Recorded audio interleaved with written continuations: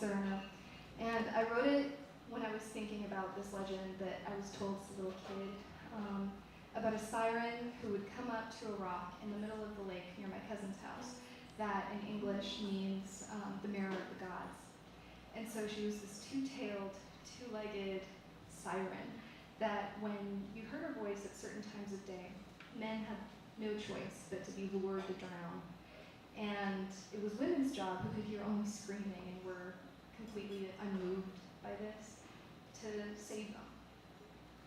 And so when I was thinking through this song and thinking through this story, I was pretty uncomfortable with how neat that binary was. And the more I thought about it, the more uncomfortable I got.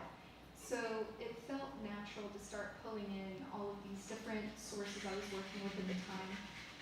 One of them was the novel by Antonia Susan Byatt called Possession, where she writes about Melusines and women who appear to be one thing and are really another.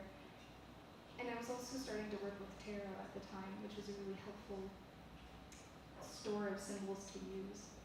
And so I'm not a particularly formally trained musician, at least when it comes to guitar.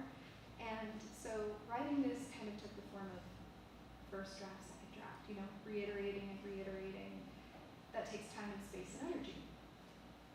And so what I wanted to take a moment to reflect on is to thank the people in this room who do what they can to ensure that there is universal and not necessarily means-tested access to anybody who needs the time and the space to sit with something and learn how to use it and learn what it really can do for them, regardless of what they come to it with. Time and energy and space shouldn't be exceptional. It should be universal. And I think the people in the room who are explicitly committed to that. So thank you.